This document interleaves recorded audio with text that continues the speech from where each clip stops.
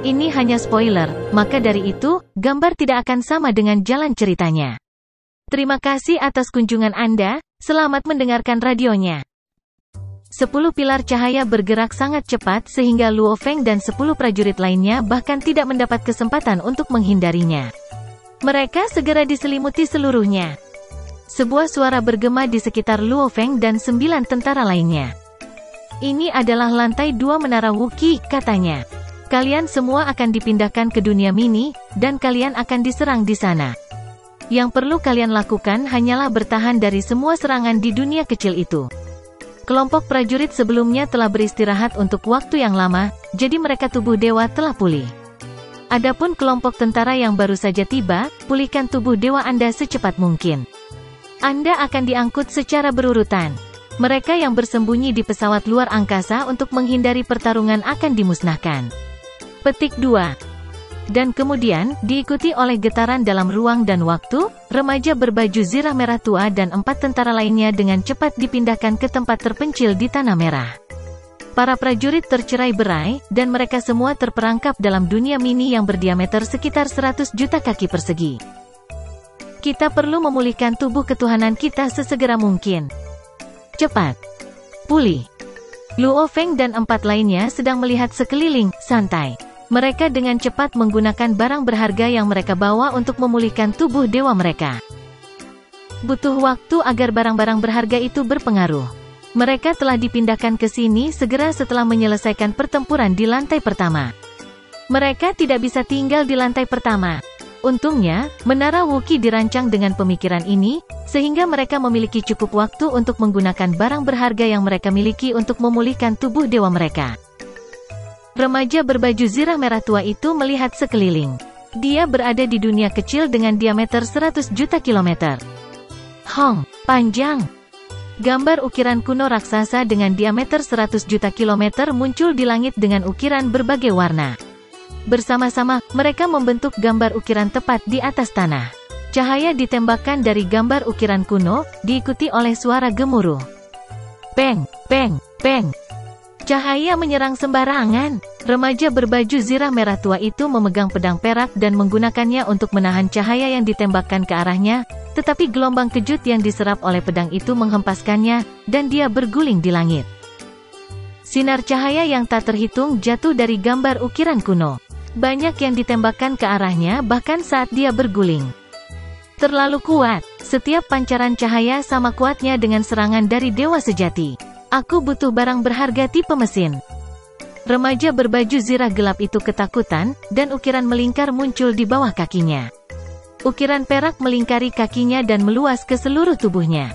Remaja berbaju zirah merah tua itu mempercepat langkahnya sehingga dia tidak akan terhempas oleh sinar cahaya. Ada 5 tentara di 5 dunia miniatur yang berbeda. Semua tentara diserang di dunia miniatur. Luo Feng dan 5 tentara lainnya menonton. Luo Feng tetap diam, sementara 4 prajurit lainnya sedang berbicara, terkadang melirik Luo Feng. Tampaknya dunia kecil tidak terlalu berbahaya.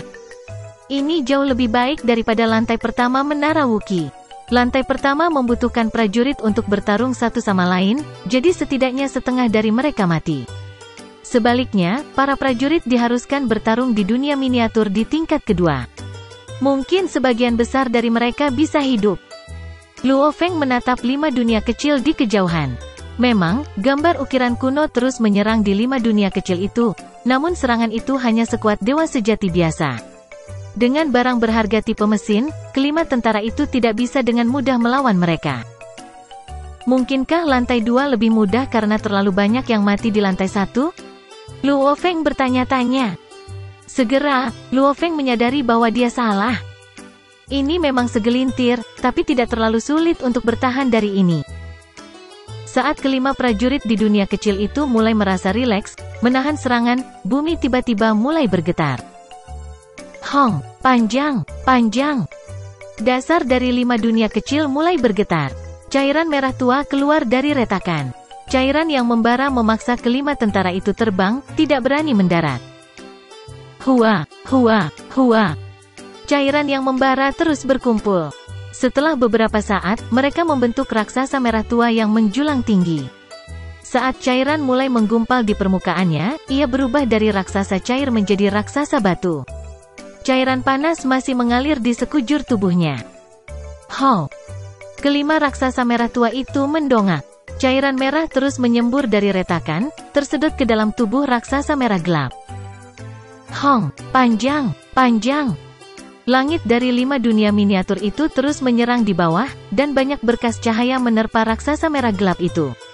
Namun, dengan setiap serangan, hanya sebagian dari bebatuan yang terlempar, dan bebatuan tersebut dengan cepat berubah menjadi cairan merah tua yang menempel kembali ke tubuh raksasa. Diikuti dengan gemuruh-gemuruh, 5 raksasa merah gelap berlari ke arah para prajurit. Beberapa menginjak tanah dengan kaki besar mereka sementara yang lain berlari ke arah mereka dengan kepalan batu mereka. Semua prajurit segera diledakkan. Tidak. Raksasa itu terlalu kuat. Mereka ditakdirkan. Luo Feng dan 4 prajurit lainnya, yang masih memulihkan tubuh dewa mereka di kejauhan, terkejut. Mereka tahu betapa menyeramkannya dunia yang menjebak kelima tentara itu. Raksasa batu merah gelap pasti sekuat dewa sejati. Meskipun raksasa batu itu tidak memiliki baju besi untuk melindungi diri mereka sendiri, persediaan cairan merah tidak ada habisnya, sehingga mereka dapat pulih dengan cepat bahkan jika mereka terluka. Mereka benar-benar tak terkalahkan. Dan mereka bukan satu-satunya musuh yang dimiliki para prajurit berkas cahaya terus menghujani. Para prajurit hampir tidak bisa menghindari sinar cahaya sebelumnya. Tapi sekarang, mereka juga diserang oleh raksasa batu. Di bawah serangan seperti itu, mereka tidak bisa menghindari cahaya lagi, dan mereka terus-menerus terkena serangan. Hong, hong, hong, hong, hong, hong. Mereka terus terkena sinar cahaya, dan mereka semua bingung. Jika mereka mencoba menghindari cahaya, mereka akan diserang oleh para raksasa. Cahaya terus turun, dan raksasa batu itu berteriak. Kekuatan saleh dari raksasa batu sedang dikonsumsi dengan cepat. Kelima tentara yang sedang menonton di dunia miniatur semuanya tampak serius. 5 yang pertama putus asa. Ada bahaya di mana-mana, bukan karena para prajurit itu lemah. Sebaliknya, dunia miniatur cukup berbahaya. Apa yang harus kita lakukan? Kita mungkin menghadapi tingkat bahaya yang sama. Sinar cahaya yang tak terhitung jumlahnya menghujani, dan kita harus berurusan dengan raksasa batu. Apa yang bisa kita lakukan? Jika kita mencoba menghindari cahaya, kita tidak akan mampu bertahan melawan raksasa batu. Jika kita mencoba bertahan melawan raksasa batu, kita akan terkena cahaya. Tubuh dewa kita akan cepat habis, jadi kita mungkin tidak selamat. Semua prajurit lainnya menjadi gugup. Luo Feng, sebaliknya, tetap tenang. Dia juga tampak khusyuk. Itu bukan apa-apa bagiku, pikirnya. Tapi apakah akan ada lebih banyak bahaya setelah gambar ukiran kuno dan batu raksasa? Akankah ada bahaya ketiga atau bahkan keempat? Dia tidak terlalu khawatir tentang raksasa batu dan gambar ukiran kuno. Dia khawatir akan ada lebih banyak bahaya. Tidak peduli seberapa kuat dia, kekuatannya tidak terbatas. Biasanya, 1 dari 10 tentara yang memasuki menara Wuki selamat. Aku bisa menjadi orangnya. Luo Feng mengangguk dan memandang dengan konsentrasi. Menara Wuki adalah gedung tertinggi di Godly King Valley. Dekat menara Wuki adalah istana kuno perak 3 lantai, dan sekelompok besar dewa sejati menjaga istana. Itu juga merupakan pusat kekuatan lembah raja yang saleh. Di lantai 3 istana perak terdapat 4 singgasana raksasa di aula yang luas. Di singgasana paling kiri ada awan kabut hitam yang sangat besar. Kabut hitam bergetar saat menyelimuti sebagian besar tahta. Bentuk singgasana itu kabur, dan kekuatan jahat terpancar dari kabut hitam. 3 tahta lainnya kosong. Hua! Layar cahaya muncul di langit istana, menampilkan pemandangan dari lantai 2. Itu menunjukkan betapa putus asa kelima prajurit itu. Tidak berguna. Sebuah tanda datang dari kabut hitam. Mereka tidak berguna. Para prajurit ini tidak berguna. Berapa lama sebelum jenius tak tertandingi yang diinginkan oleh Yang Mulia Raja yang saleh muncul? Itu adalah salah satu dari 4 pemimpin Godly King Valley. Meskipun itu hanya dewa ruang kosong yang sebenarnya, itu telah disegel oleh Yang Mulia Raja yang saleh. Sebagai makhluk besar yang tersegel, ia dapat dengan mudah memusnahkan pemimpin Samudra Sejati Utara meskipun mereka berdua adalah dewa sejati ruang kosong. Terlalu lemah, katanya. Tidak berguna. Ini hanya lantai 2. Ada prajurit elit yang tampil lebih baik dari mereka. Namun tidak satu pun dari mereka berhasil. Adapun kelompok ini, mereka tidak memiliki harapan apapun. Desahan lain datang dari awan kabut hitam. Dunia jin adalah dunia yang mulia Raja yang Saleh, dan lembah Raja yang Saleh adalah tempat tinggalnya. Lembah itu sebenarnya sepenuhnya bebas dari bahaya, jadi tidak perlu ada penjaga. Fakta yang ditempatkan di sini membuktikan bahwa Yang Mulia Raja yang Saleh mempercayainya. Tujuan sebenarnya adalah untuk menemukan makhluk tak tertandingi yang bisa berhasil memasuki lantai 9 Menara Wuki. Sudah terlalu lama, kata suara kuno itu. Ini adalah satu-satunya tugas yang diberikan Yang Mulia Raja yang Saleh kepada kita. Sejauh ini, kita masih belum melakukannya. Jika seseorang benar-benar bisa mencapai puncak, aku bersedia mati untuk itu. Suara itu penuh penyesalan untuk Yang Mulia Raja yang Saleh saat berbisik, apakah persaingan di dunia jin tidak cukup? Haruskah itu lebih kejam? Di layar, 5 prajurit berikutnya juga diangkut ke dunia miniatur masing-masing. Dunia luas di tingkat kedua Menara Wuki adalah sebidang tanah merah gelap yang dipenuhi udara panas yang membubung setinggi langit. Bahkan bintang-bintang neutron dari samudera semesta mungkin langsung terbakar habis begitu mereka memasuki daratan ini. Ada 5 wilayah dengan 5 dunia miniatur. Mengaum, mengaum, mengaum. 5 raksasa batu merah gelap menjadi tirani di luar nalar saat mereka mengamuk, memukul 5 prajurit dan membuat mereka menjadi keadaan yang menyedihkan. Di kejauhan, Luo Feng dan 4 prajurit lainnya menyaksikan dalam diam. Ada kekhawatiran di mata 4 prajurit lainnya. Raksasa batu tidak bisa dihancurkan. Kita harus mencoba yang terbaik untuk mengulur waktu. 4 prajurit lainnya sedang memikirkan solusi untuk menghadapi kesulitan mereka. Mereka baru saja menjalani ronde pertarungan di level pertama dan tidak memiliki banyak waktu istirahat dibandingkan dengan 5 prajurit pertama. Mereka beristirahat sebentar ke samping, di mana mereka bisa melihat terlebih dahulu bahaya yang bisa ditemukan di tingkat kedua. Ini juga merupakan bentuk kompensasi. Sekitar setengah jam kemudian, setelah 5 prajurit sebelumnya berjuang melalui babak pertempuran yang sulit. Hong, Hong, Hong, Hong, Hong. Luo Feng dan 4 prajurit lainnya bisa merasakan getaran di ruang dan waktu di sekitarnya. Kemudian mereka dengan cepat dikirim ke tempat lain. Luo Feng merasakan distorsi ruang dan waktu di sekitarnya seolah-olah dia sedang dikirim melalui lubang cacing. Ketika segala sesuatu di sekitarnya telah stabil, dia sudah memasuki dunia miniatur. Transportasi hanya memberi kita waktu istirahat yang singkat. Tapi itu juga memungkinkan kita untuk mengetahui bahaya sebelumnya, yang tampaknya merupakan pertukaran yang adil. Luo Feng melihat ke atas ke arah langit.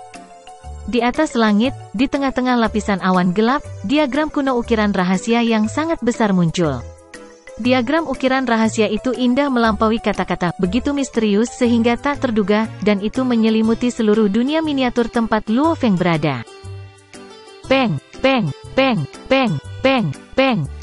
Diagram kuno dari ukiran rahasia itu seperti kapal perang besar dengan banyak laras senjata yang mengarah ke bawah dan memancarkan sinar cahaya yang tak ada habisnya.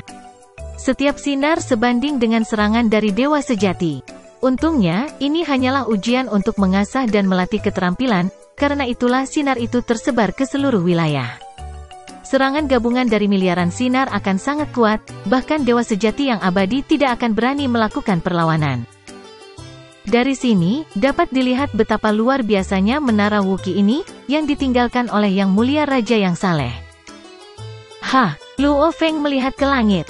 Blood Ghost Blade, yang merupakan pedang batu yang disampirkan di punggungnya, langsung terhunus. Dang! Blood Ghost Blade menangkal serangan dari seberkas cahaya. Luo Feng mundur 6 langkah berturut-turut dan 6 langkah besar tercetak di tanah tempat dia menginjak. Sesaat kemudian, saya telah memblokir 9 garis cahaya yang mengalir.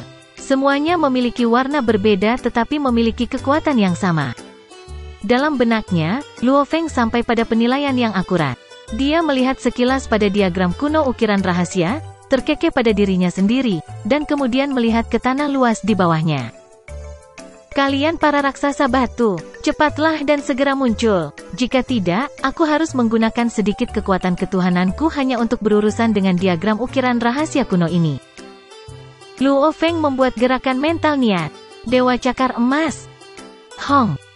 Penampilan Luo Feng mengalami transformasi instan. Sebagai harta karun tipe otomat, Dewa Cakar Emas dapat berubah warna sesuka hati, dan Luo Feng diubah menjadi monster humanoid hitam dalam sekejap. Kekuatan ketuhanannya berkobar untuk memfasilitasi munculnya Dewa Cakar Emas, yang langsung menyebabkan kecepatan, pertahanan, perlawanan, serangan, dan berbagai aspek Luo Feng melambung 2 tingkat. Luo Feng enggan melakukan pemusnahan. Saat dia melakukannya, kekuatan ketuhanannya akan cepat terkuras. Mengatasi krisis pada level ini, jumlah kekuatan yang dia miliki dalam keadaan seperti itu sudah cukup. Hong, panjang, panjang. Bumi bergetar, dan Luo Feng segera naik ke udara sambil melihat ke bawah. Dari kedalaman banyak retakan raksasa yang ditemukan di permukaan tanah, cairan merah-merah menyala terus-menerus menyembur, naik dalam arus pasang yang bergelombang. Sejumlah besar cairan itu dengan cepat menyatu untuk mengembun menjadi monster cair yang besar. Kemudian bentuk cair berwarna merah tua dengan cepat memadat lebih jauh. Akhirnya, raksasa batu merah gelap terbentuk. Cairan merah-merah terus melonjak untuk menjaga agar raksasa batu itu terisi kembali. Mengaum, raksasa batu merah tua itu memiringkan kepalanya ke belakang dan meraung, lalu segera menyerbu ke arah Luo Feng. Waktu yang tepat, kata Luo Feng, menunjukkan sedikit senyuman. Menyodorkan kakinya dengan keras, dia meninggalkan jejak cakar besar di tanah yang terbakar. Dewa Cakar Emas Luo Feng juga menyerang raksasa batu merah gelap itu secara langsung. Dalam hal volume, Dewa Cakar Emas Luo Feng mempertahankan ketinggian 10.000 km, dan dia berada dalam kondisi yang memungkinkannya untuk mengeluarkan potensi terbesarnya, sementara raksasa batu merah tua itu tingginya hampir 200.000 km. Dewa Cakar Emas Luo Feng hanya mencapai setinggi pinggang raksasa batu itu. Hong! Raksasa batu mengeluarkan raungan yang memekakkan telinga. Segera setelah itu, kepalan besar berbatu seperti puncak gunung melintas ke arah wajah Dewa Cakar Emas Luo Feng. Su! Sosok Luo Feng berubah seolah-olah dia bermaksud menghindari pukulan itu. Tinju itu mengikuti transformasi Luo Feng dengan cermat, mengejar untuk melakukan serangan yang dimaksudkan.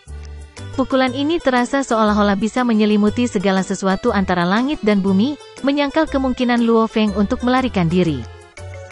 Menara Wuqi ini yang dibangun oleh Yang Mulia Raja yang Saleh, kata Raja Cakar Emas Luo Feng. Bahkan makhluk acak apapun yang dibentuk oleh energi kondensasi dapat memiliki teknik tinju yang begitu halus. Raja Cakar Emas Luo Feng menghela nafas dalam hati. Saat ini, dia seperti sosok pedang raksasa dan telah mengubah arah 3 kali hampir secara instan. Sepertinya tidak banyak, namun, untuk benar-benar mencapai level tertinggi dari tekniknya, mengubah haluan sebanyak mungkin berarti dia belum mencapai level itu. Idealnya, perubahan arah 1 kali seharusnya menyebabkan serangan lawannya gagal mencapai target. Itu benar-benar mengesankan. Di 9 rawa asap, Luo Feng dapat dengan mudah menghindari serangan dewa sejati. Tapi di hadapan raksasa batu merah ini, dia harus mengubah arah 3 kali berturut-turut untuk menghindari 1 pukulan. Hua!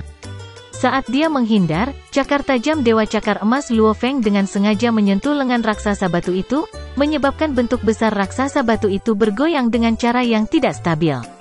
Dewa Cakar Emas Luo Feng segera mengambil kesempatan untuk bersembunyi di samping raksasa batu itu. Hong! Sejumlah besar cahaya mengalir tak berujung turun dari diagram kuno ukiran rahasia tinggi di langit dan membombardir tubuh raksasa batu itu, tetapi tidak ada yang berhasil mengenai Luo Feng. Mengaum, raksasa batu berbalik untuk menyerang Luo Feng. Saat aku berada dalam jarak dekat, kamu dapat yakin bahwa aku akan memanfaatkanmu sepenuhnya sebagai tamengku, kata Dewa Cakar Emas Luo Feng. Dewa Cakar Emas Luo Feng seperti hantu. Setiap gerakan yang dia lakukan tampak secara linier, namun dia mengubah arah beberapa kali dengan kecepatan kilat, membuat raksasa batu merah gelap itu bingung saat dia berlari mengelilinginya. Raksasa batu itu berteriak.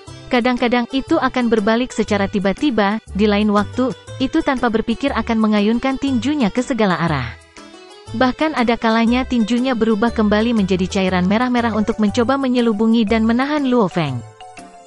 Singkatnya, itu mencoba banyak pendekatan. Namun Dewa Cakar Emas Luo Feng tetap mengganggu raksasa batu itu, mengitari sekelilingnya dan memanfaatkannya sebagai tamengnya. Tidak ada satupun dari cahaya yang mengalir turun dari atas yang mampu menyerang Dewa Cakar Emas Luo Feng lagi.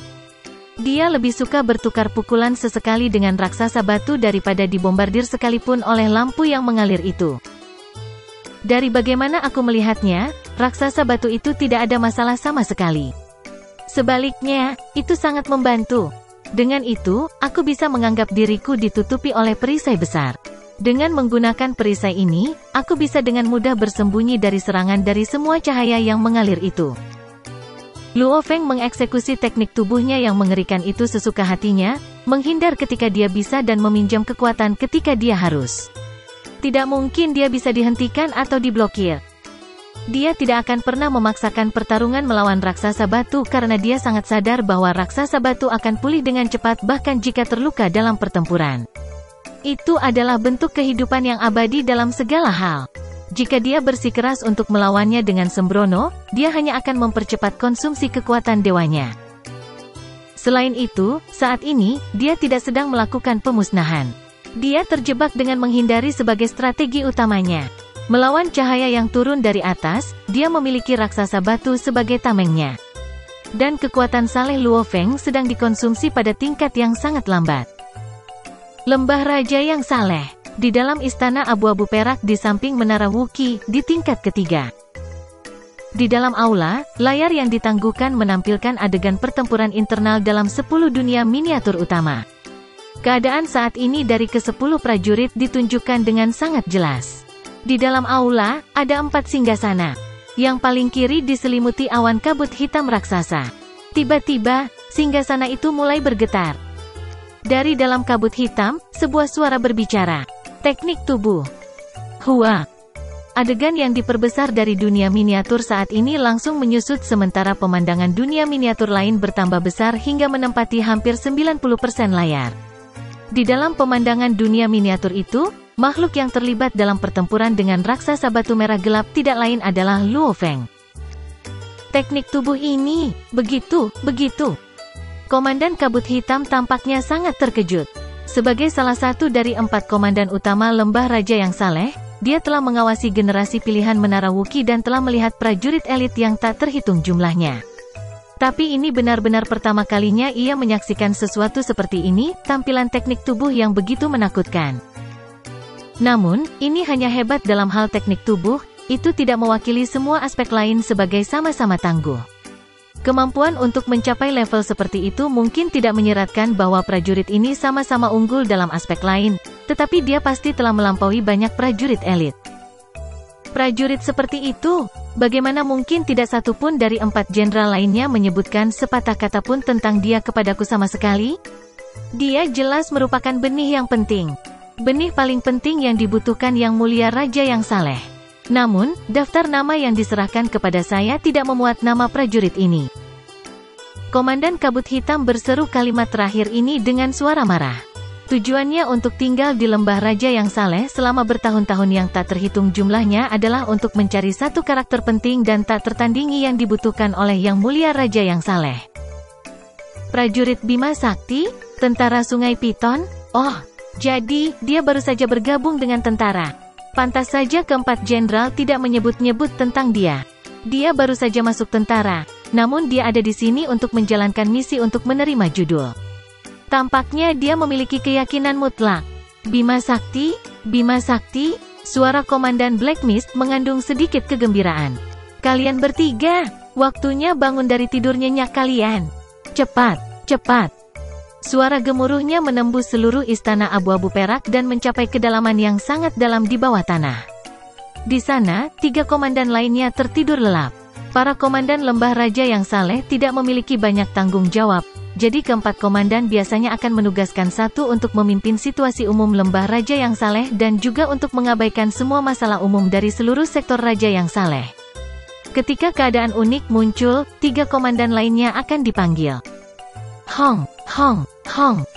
3 aura yang sangat kuat muncul, yang mengejutkan segelintir penjaga dewa sejati di Lembah Raja yang Saleh. Di tingkat ketiga, di dalam aula istana abu-abu perak, ada 4 singgasana.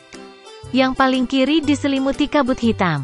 Tahta kedua di sebelah kiri ditempati oleh seorang wanita cantik yang mengenakan baju zirah perak. Tatapannya sepertinya adalah asal dari semua cahaya, dan di bawah pengawasannya, itu akan seperti mandi di bawah lampu yang paling hangat. Seseorang tanpa sadar bisa jatuh ke dunia cahaya. Duduk di sampingnya adalah seorang komandan tinggi kekar dengan baju besi berwarna darah. Komandan ini mengenakan helm dengan 9 tanduk perak tajam yang menyerupai parang dan memancarkan aura arogansi yang sombong. Bercokol di paling kanan adalah monster berzirah bersisik yang seluruh tubuhnya berwarna hitam. Binatang bersisik lapis baja ini memiliki 2 wajah, dan setiap wajah hanya memiliki 1 mata. Saat itu, salah satu matanya terbuka sementara mata di wajah lainnya tertutup. Mata yang terbuka lebar seluruhnya hitam dan sepertinya menyerap segalanya. Itu memancarkan aura pembunuh yang sangat intens. Sebuah suara terdengar bergema dari kabut hitam. Cepat, kalian bertiga, lihatlah. Lihatlah prajurit yang mengendalikan Dewa Cakar Emas itu. 3 pemimpin lainnya yang baru saja bangun dari tidur panjang semuanya menatap layar cahaya yang mengambang. Mereka penuh dengan harapan. Lagi pula, Yang Mulia Raja yang saleh telah memberi mereka perintah, yaitu menemukan seseorang yang bisa mencapai puncak Menara Wuki. Mereka sudah lama menunggu ini. Hah? Prajurit ini. Dia mengendarai Dewa Cakar Emas, dan berdasarkan kecepatannya, prajurit itu tidak pernah menggunakan teknik pembakaran kekuatan dewa. Ketiga pemimpin itu terus mengamati Luo Feng di layar. Adapun 9 prajurit lainnya, para pemimpin melirik mereka dan mengabaikan mereka. Mereka telah melihat banyak tentara elit selama ini, dan perhatian mereka hanya akan ditarik ketika ada tentara yang cukup kuat. Mereka terus menonton. Waktu berlalu, dan ketiga pemimpin itu terdiam. Teknik tubuh yang brilian, kata salah satu pemimpin yang menjulang tinggi dengan baju besi optimis. Dia memiliki banyak teknik cerdik. Dia hanya ahli hukum, namun dia menciptakan teknik seperti itu, dan dia mahir. Dia benar-benar bermain dengan raksasa batu selama pertempuran. Sedikit yang dia tahu bahwa Luo Feng telah melawan banyak makhluk hebat di ruang warisan untuk menyempurnakan teknik tubuhnya, dan dia bahkan telah melawan 3 guru leluhur berkali-kali. Di bawah tekanan seperti itu, mudah baginya untuk melawan raksasa batu bodoh itu. Bahkan dewa sejati yang abadi di dunia jin memenuhi syarat untuk terlibat dalam pertempuran percobaan dengan makhluk seperti 3 guru leluhur. Bahkan aku tergerak, kata pemimpin yang menjulang tinggi itu. Kamu adalah dewa sejati yang abadi? Kamu adalah dewa sejati yang abadi? Bahkan kamu tergerak, kata salah satu dari 3 pemimpin lainnya. Ketika Yang Mulia Raja yang saleh pergi, keempat pemimpin disegel dewa ruang kosong yang sebenarnya. Setelah sekian lama, salah satu dari mereka menjadi dewa sejati yang abadi.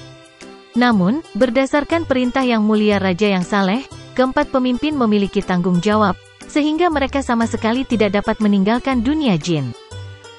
Keempat jenderal itu adalah dewa sejati yang abadi, tetapi mereka juga tidak bisa meninggalkan dunia jin. Setelah Yang Mulia Raja yang saleh pergi, beberapa dewa sejati yang abadi telah lahir, dan mereka telah meninggalkan dunia jin satu persatu. Namun, tidak satu pun dari mereka yang kembali. Keempat pemimpin itu kagum dengan teknik tubuh Luo Feng. Jika teknik tubuh telah dilakukan oleh Dewa Ruang Hampa yang sebenarnya, mereka tidak akan kagum sama sekali, tetapi itu dilakukan oleh seorang ahli hukum. Pemahaman antara ahli hukum dan Dewa Sejati Ruang Hampa berada pada tingkat yang sangat berbeda. Mereka belum pernah melihat ahli hukum yang mampu melakukan itu. Dia memiliki teknik terbaik dari semua kandidat yang telah kita lihat sejak kita mulai menjaga Godly King Valley. Dia memiliki teknik tubuh yang luar biasa, dan dia juga hebat dalam teknik lainnya, kata salah satu dari 4 pemimpin lainnya. Pemimpin yang menjulang itu berkata, mungkin dia bisa mencapai puncak Menara Wuki. 3 pemimpin lainnya segera terdiam. Mereka semua khusyuk, dan suasananya suram. Mereka semua menatap layar. Mencapai impian Yang Mulia Raja yang saleh lebih penting bagi mereka daripada menjadi dewa sejati yang abadi, bahkan lebih penting daripada hidup mereka sendiri. Di lantai 2 Menara Wuki, di 10 miniatur alam semesta di tanah merah gelap. 5 prajurit pertama semuanya tampak putus asa karena banyak tubuh dewa mereka dikonsumsi. Meskipun 5 prajurit kedua juga terlihat malu, Mereka hanya berada di dunia miniatur untuk waktu yang singkat, jadi mereka terlihat jauh lebih baik. Sedangkan untuk Luo Feng, dia terlihat baik-baik saja. Lagi pula, sejak dipindahkan ke dunia mini, tubuh ketuhanannya belum dikonsumsi sama sekali. Dia bahkan belum melakukan level pertama Duan Mi. Dengan Dewa Cakar Emas, kekuatannya jauh lebih kuat, jadi dia sangat mampu melawan dewa sejati dengan mudah. 5 prajurit pertama kehilangan banyak tubuh dewa mereka. Meskipun mereka masih hidup, beberapa dari mereka akan segera mati. Dewa Cakar Emas Luo Feng melihat sekeliling 9 miniatur dunia di kejauhan. Hanya dia yang bisa mengintip di saat genting seperti ini. Mereka berlima tiba-tiba mulai berteriak kesakitan. Kelima raksasa batu merah gelap di alam semesta miniatur di depan mulai berteriak dengan gila. Jeritan para raksasa batu jauh berbeda dari teriakan sebelumnya. Tidak hanya terdengar aneh, tapi juga bisa mempengaruhi jiwa seseorang. Bahkan para prajurit di dunia miniatur lainnya terpengaruh. Luo Feng dan 4 tentara lainnya dari kelompok yang sama tidak dapat membantu melihat ke kejauhan. Mengikuti teriakan sedih, kelima tentara dari kelompok pertama panik karena mereka merasakan bahaya akan datang. Hua. Entah dari mana, tangan batu raksasa menjulur keluar dari celah di samping batu raksasa itu, dan ada cairan terbakar yang mengelilinginya. Ada 4 tangan batu raksasa, dan masing-masing memiliki lebar setidaknya 1 juta kilometer. Terlampir pada tangan batu raksasa itu adalah lengan yang tebal. Mereka muncul entah dari mana dan menjadi sasaran para prajurit elit. Salah satu prajurit elit dengan tato di wajahnya mencoba menghindarinya, tetapi setengah dari tubuh dewanya ditangkap oleh tangan batu raksasa itu. Tangan batu raksasa itu memegang prajurit itu dengan erat. Gambar ukiran kuno terus menukik, dan banyak cahaya mengalir keluar darinya, memberi para prajurit lebih sedikit waktu untuk menghindarinya. Raksasa batu merah tua meraung saat menghantam prajurit itu dengan tinjunya. Peng! Prajurit yang dipukul itu sangat menderita. Peng! Dia dicengkeram dan dipukul pada saat yang sama, yang terus-menerus menghabiskan tubuh ketuhanannya. Hancurkan! Prajurit itu terus bertarung, dan dia bahkan mencoba menggunakan palu dewanya dengan kekuatan dewanya, dan dia akhirnya mematahkan tangan batu raksasa itu tepat sebelum raksasa batu itu mencoba memukulnya dengan tinjunya lagi. Namun, dia telah kehilangan banyak kekuatan ketuhanannya. Hua! Tiba-tiba, tangan batu raksasa lainnya keluar dari celah. Tiba-tiba, kelima tentara itu hancur. Itu adalah situasi hidup atau mati yang nyata bagi mereka. Dan mereka sedang dihancurkan. Di bawah serangan gabungan tangan batu raksasa, raksasa batu merah tua, dan gambar ukiran kuno, para prajurit tidak punya cukup waktu untuk bereaksi terhadap serangan, mereka semua berada di ambang kehancuran. 4 tentara lainnya dalam kelompok Luo Feng semuanya panik. Tidak. Kami dalam masalah besar.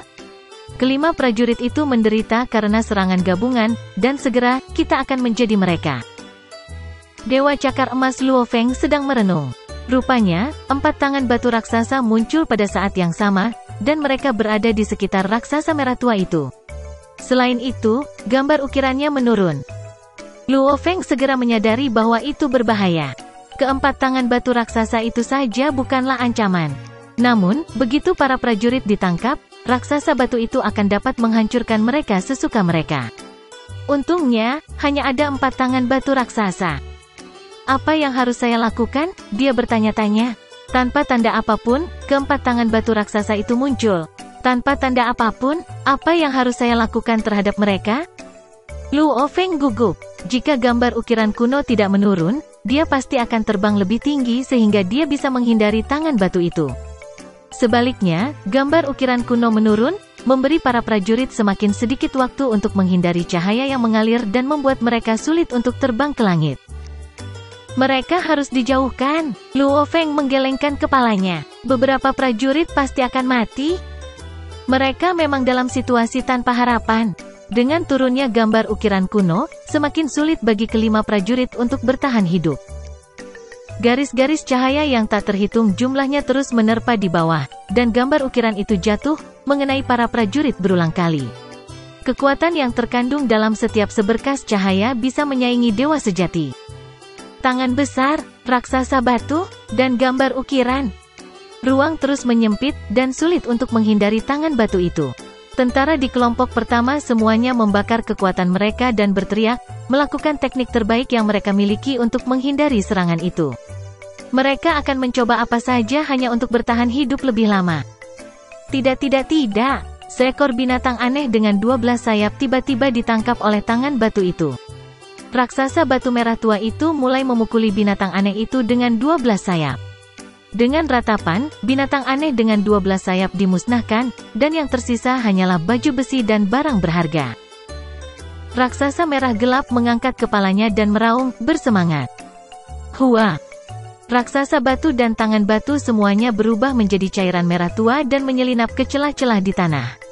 Baju besi tentara binatang aneh yang mati juga jatuh ke dalam retakan. Dunia miniatur menghilang. Hanya 9 dunia miniatur yang tersisa di lantai 2. 4 tentara lainnya dari kelompok sebelumnya masih berjuang. Itu masih belum berakhir. Seharusnya sudah berhenti sekarang. Aku sudah kehilangan sebagian besar kekuatanku. Jika terus berlanjut, aku tidak akan bisa menahannya. 4 tentara lainnya semuanya cemas. Bagi ahli hukum, kehilangan sebagian kecil berarti jatuhnya kekuasaan. Kekuatan dewa hanya akan dikonsumsi secara perlahan di awal pertempuran, namun saat pertempuran berlanjut, tubuh dewa akan dikonsumsi dengan kecepatan yang jauh lebih cepat. Semakin banyak tubuh yang saleh dikonsumsi, semakin banyak kekuatan yang saleh akan hilang. Itu adalah lingkaran setan. Semua orang panik. Para prajurit dari kelompok Luo Feng juga merasa khawatir. Kita harus menyelamatkan kekuatan dewa kita. Kalau tidak, kita tidak akan bisa bertahan di lantai 2. Sama seperti mereka merasa khawatir. Ao, ao, ao, ao, ao. 5 suara melengking menembus jiwa kelima prajurit itu. 4 tentara lainnya dalam kelompok Luo Feng merasa ngeri. Mengapa begitu cepat? Kami tiba lebih lambat dari mereka. Mereka telah dipindahkan ke dunia mini setengah jam lebih lambat dari kelompok sebelumnya. Namun mimpi buruk terakhir tiba hanya 10 menit kemudian. Hong, panjang. Luo Feng melonjak dan melihat ke langit. Gambar ukiran kuno yang sangat besar itu terus berjatuhan. Raksasa batu merah gelap juga bangkit, mengikuti Luo Feng. Tugasnya adalah membunuhnya. Hua, hua, hua, hua. Masing-masing pohon palem berbatu selebar 1 juta kilometer, dan lengannya sangat panjang. Mereka meluas dan mencoba merebut Luo Feng, tetapi dia terbang ke langit terlebih dahulu. Dengan penyangga waktu, dia bisa dengan mudah menghindari tangan batu raksasa itu.